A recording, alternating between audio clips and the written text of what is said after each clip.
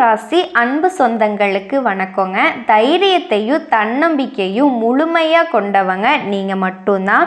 அமைதியான தோற்றம், அலட்டி கொள்ளாத இயல்பான மனநிலை கொண்டவங்க, மற்றவங்க கிட்ட அன்பு செலுத்தக்கூடியவங்க, நல்லவங்க யாரு கெட்டவங்க யாருன்னு ஈஸியாக எடை போட தெரிஞ்சவங்க, உண்மை நியாயத்துக்கு மட்டுமே என்னைக்கும் துணை போகக்கூடியவங்க, அன்பால் ஏமாற்றக்கூடிய நபரால் பெரும்பாலும் துலாம் ராசிக்காரங்க பாசத்தால் பல இடங்களில் அவமானப்பட்டிருப்பீங்க.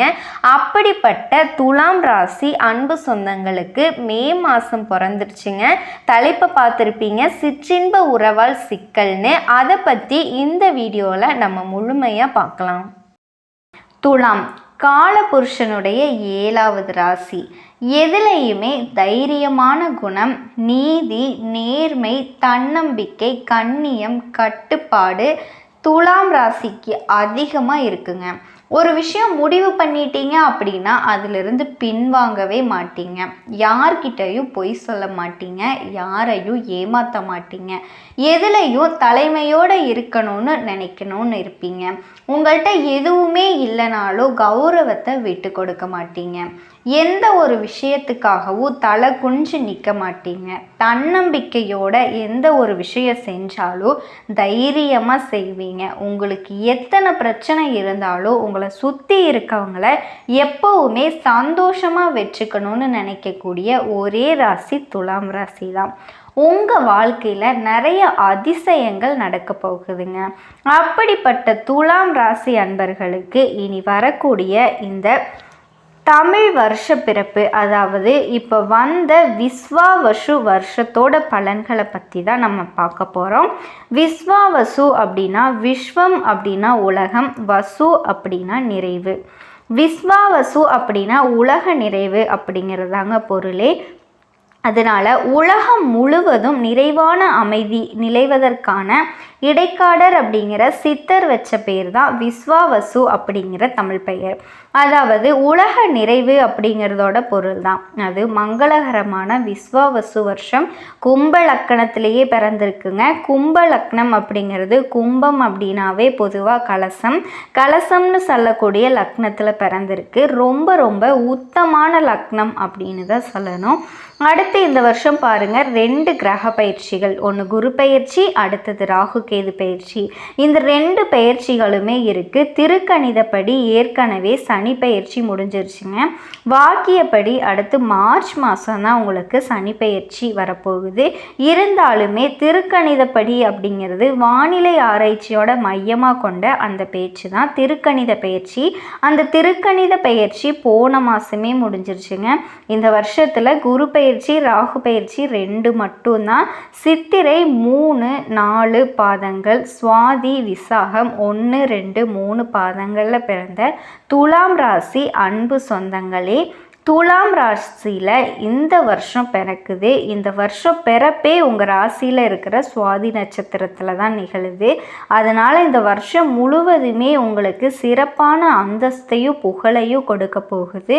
உலக நிறைவு, அதாவது விஸ்வாவசு வருஷம் அப்படிங்கிறதோட தமிழாக்கம் உலக நிறைவான புகழையும் பேரையும் பெறக்கூடிய ஆண்டாக இந்த வருஷம் இந்த துலாம் ராசியில் பிறந்தவங்களுக்கு இருக்குதுங்க. கேட்கவே ரொம்ப சந்தோஷமாக இருக்குல்ல. துலாம் ராசியில் பிறந்தவங்களுக்கு ஏற்கனவே சனி பகவான் உங்கள் ராசிக்கு 6ஆம் இடத்துல இருக்கார். அதனால் லட்சுமி கரம், அதாவது நல்ல பணப்புழக்கம் இந்த வருஷம் உங்களுக்கு இருக்கும். புதிய தொழில் முயற்சிகளை செய்வீங்க.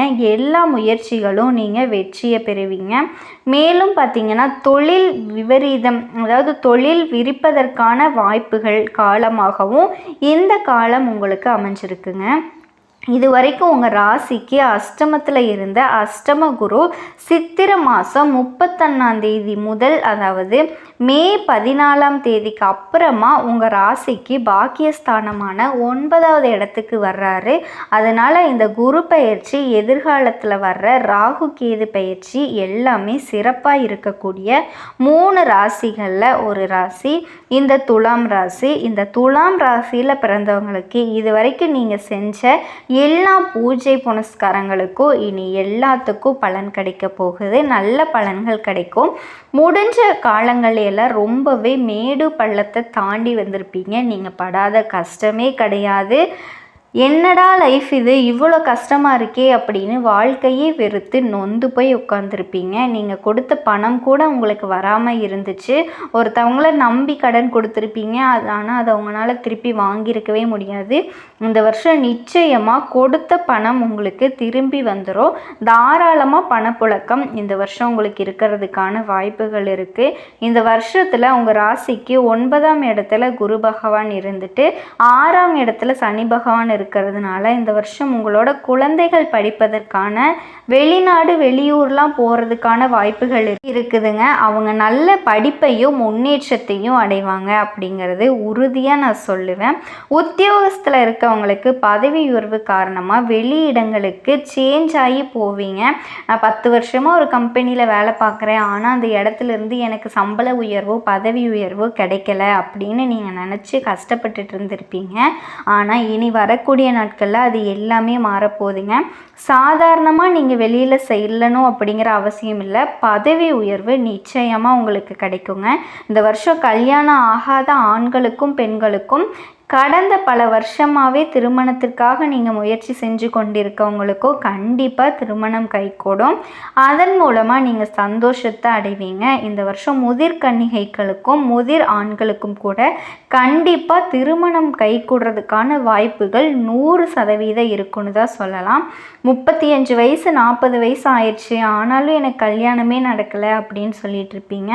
35 வயசு 40 வயசு ஆன ஆண் பெண்களுக்கு கூட இந்த வருஷம் கண்டிப்பாக திருமணம் கைகூடி சந்தோஷத்தை அடைஞ்சிருவீங்க. குழந்தை பாக்கியம் இல்லாதவங்களுக்கு இந்த வருஷம் நிச்சயமாக குழந்தை பாக்கியம் கிடைக்குங்க.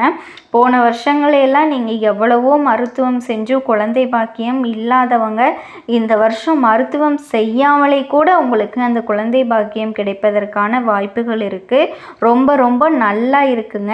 இந்த வருஷம் புதுசாக வீடு ஏதாவது பூமி மனை வாங்கினீங்க அப்படின்னா அதை வாங்கி கண்டிப்பாக கிரகப்பிரவேசம் செய்வீங்க.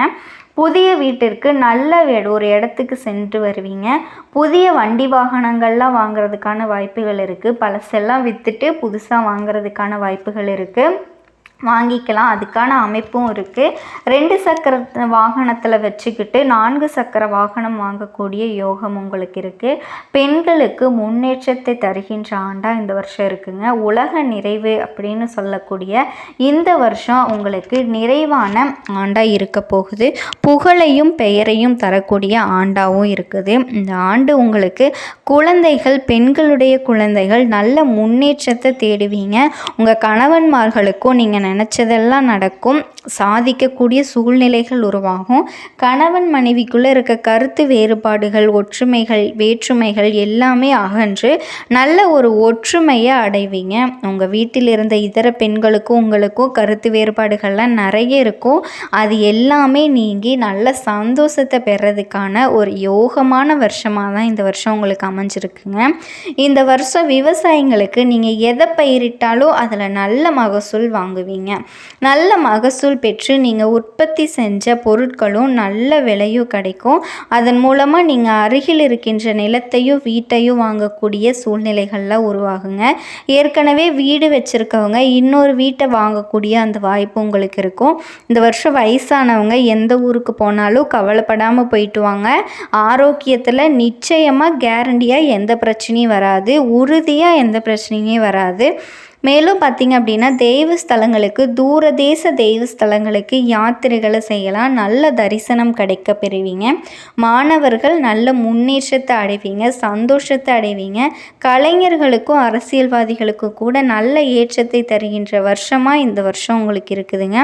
துலாம் ராசியில் பிறந்தவங்களுக்கு இனி துலாம் ராசியில் பிறந்து சுய தொழில் செய்பவர்களுக்கும் தொழில் துறையில் ரொம்பவே விருத்தி அடைய போகிறீங்க. தொழில்துறையில் புதிய வேலை வாய்ப்பையும் பெறுவீங்க. இந்த வருஷம் உங்கள் ராசிக்கு 8ஆம் இடத்தை சனி பகவான் பார்க்குறாரு. அதனால் 8ஆம் இடத்தை சனி பகவான் பார்க்கறதுனால கொஞ்சம் பேருக்கு மூட்டு வலி மட்டும் வந்து போகும்.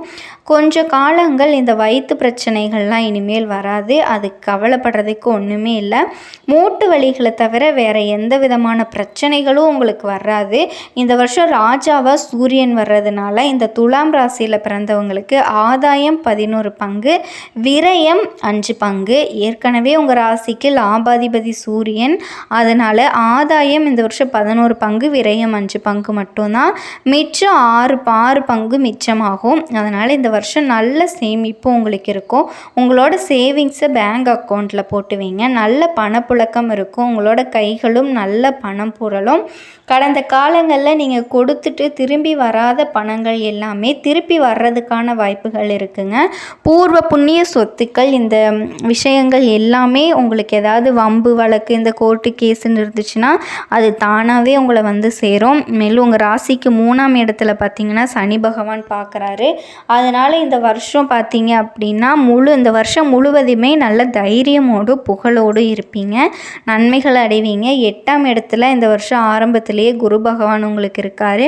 அதனால் உங்களுக்கு வயிறு சம்மந்தப்பட்ட நோய்கள்லாம் எதுவுமே ஏற்படாது. ஆக மொத்தம் துலாம் ராசி அன்பர்களுக்கு வாழ்க்கையில் மிகப்பெரிய அதிசயங்கள்லாம் நடக்க போகுதுங்க.